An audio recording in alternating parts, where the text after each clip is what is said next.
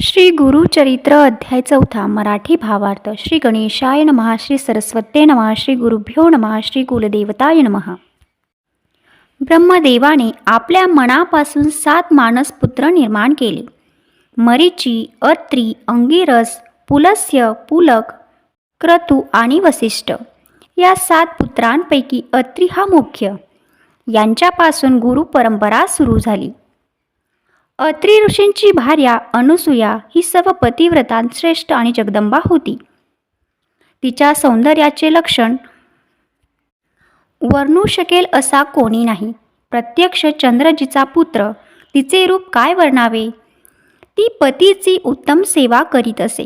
ती स्वर्गाचे ऐश्वर्य लवकरच घेईल म्हणून सर्व देव भयभीत झाले व चिंता करू लागले. इंद्र आदी देव एकत्र येऊन ब्रह्मा, विष्णू व शंकर यांच्याकडे गेले व त्यांनी अत्री ऋषींचे शुद्ध आचरण वर्णन करून प्रार्थना केली. अत्री ऋषींची पत्नी अनुसूया काया, वाचा, मने व भक्तीने पती सेवा करते. तसेच अतिथी पूजनही मोठ्या आनंदाने करते. कोणीही अतिथी त्या आश्रमातून विन्मुख केला नाही अशी तिची ख्याती होती. तेव्हा आमचे स्वर्गस्थान टिकून राहण्यासाठी आपण काही उपाय करावा असे सर्व देव विनवू लागले. हे ऐकून ब्रह्मा, विष्णू, महेश हे पतिव्रता अनुसूयेचा व्रतभंग करून तिला भूलोकी ठेवून किंवा विवस्वानाचा पुत्र जो यम त्याच्या नगरास पाठवू असे ठरवून निघाले. सतीचे सत्व पाहण्यासाठी त्या तिघांनी भिक्षुकाचे रूप धारण केले व अत्रींच्या आश्रमात अभ्यागत म्हणून आले. अत्री त्यावेळी अनुष्ठानासाठी गेले होते.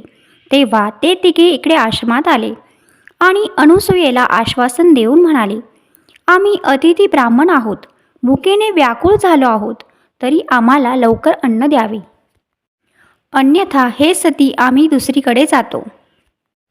तुमच्या आश्रमात अभ्यागताला नित्य अन्न संतर्पण होत असते अशी ख्याती ऐकली म्हणून आलो आहोत. हे ऐकून अनुसूयेला त्यांना बसायला आसन देऊन अर्घ्य, पाद्य इत्यादी देऊन स्नान कराव्यास सांगून गंधाक्षदा व पुष्प तिने अर्पण केली. अतिथी म्हणाले, आम्ही स्नान करून आलो आहोत. अत्री ऋषी येईपर्यंत फार उशीर होईल, तरी आम्हाला लवकर भोजन द्यावे. अतिथीची अशी इच्छा समजून त्यांना भोजनास बसावयास आसने मांडली. शाकभाज्या व स्वयंपाक घेऊन आली. तेव्हा ते तिला म्हणाले, हे स्त्रिये, आम्ही अतिथी दुरून आलो आहोत. तुला पाहून मनात आणखी एक इच्छा उपजली आहे. तू आम्हाला विवस्त्र होऊन अन्न वाढावे, अन्यथा आम्ही भोजन स्वीकारणार नाही. असे अतिथीचे वचन ऐकून अनुसूयेने क्षणभर विचार केला की हे विप्र माझे मन पाहायला आले आहेत. तेव्हा हे नक्की कोणीतरी अवतारी पुरुष असावेत. अतिथी विन्मुख जातील तर आपल्या तपाची हानी होईल.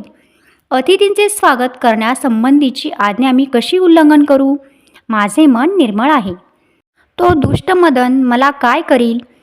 पतीचे जे तपोबल आहे तेच मला तारेल. असा विचार करून ती म्हणाली, ठीक आहे, तुम्ही आपल्या इच्छेप्रमाणे भोजन करावे, मी आपणास अन्न वाढेल. मग तिने स्वयंपाकगृहात जाऊन पतीच्या चरणांचे चिंतन करून मनात संकल्प केला, हे अतिथी माझी बालके आहेत. सती अनुसूया विवस्त्र होऊन अन्नोदक घेऊन बाहेर आली आणि पाहते ते तिघेही अतिथी बालके होऊन भोजन पात्राजवळ येऊन बसली होती. ती बालके पाहून अनुसूया चकित झाली.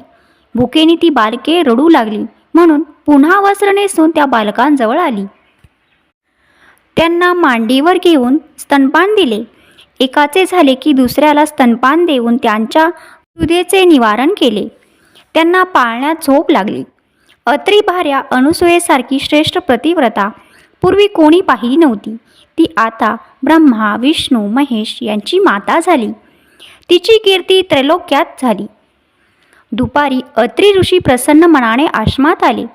हीच खरी अतिथी येण्याची वेळ असते. आश्रमात येऊन पाहिले तो अनुसूया गायन करीत आहे आणि पाळण्यात 3 बालके आहेत. अनुसूयेने झालेला वृत्तांत अत्री ऋषींना सांगितला.